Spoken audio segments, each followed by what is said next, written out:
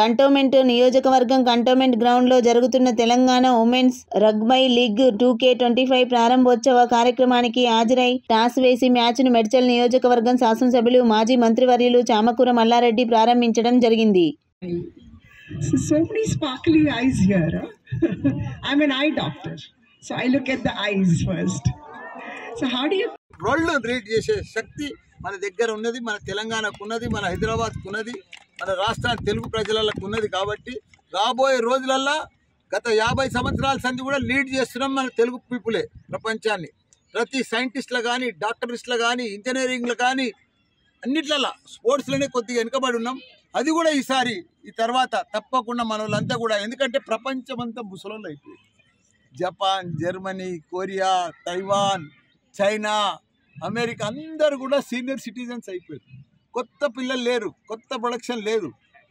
ఎక్కడ అంటే యువకులు ఉన్నారంటే యువ ఉన్నారంటే భారతదేశంలో, యువ ఇంజనీర్స్ ఉన్నారంటే తెలంగాణలో, యువ డాక్టర్స్ ఉన్నారంటే తెలంగాణలో.